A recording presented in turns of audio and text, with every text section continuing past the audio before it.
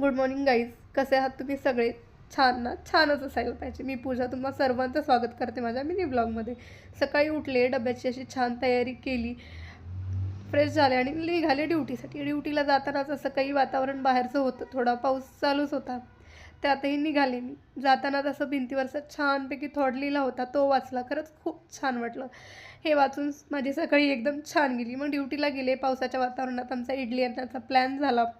ती आम्ही पार्सल आणली आणि मस्तपैकी छान निघाली. मग काय ड्युटी झाली आणि रिटर्न रूमला निघाली. जातानाच असे काही स्टॉल लागले होते डेकोरेशनचे.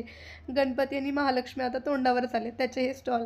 मग काय रूमला आले तर वर हे असं ढगाळ वातावरण आणि खाली असं कडक ऊन. बघून नवलच. थंड गरम वातावरण. गावाकडे खूप जोरदार पाऊस झाला होता, त्याचाच हा व्हिडिओ. आमच्या इकडचा धबधबा असा भरून वाहत होता, बघून छान वाटलं. मग काय आमच्या छानपैकी पिल्लूचं नामकरण होतं घरी आज. तेच तिच्या आत्याने छान असं सानवी नाव ठेवलं, जे बघून छान वाटलं. मग काय संध्याकाळची तयारी. संध्याकाळची छान अशी लसणाची चटणी पोळ्या केल्या आणि दिवसाचा एंड केला. बाय.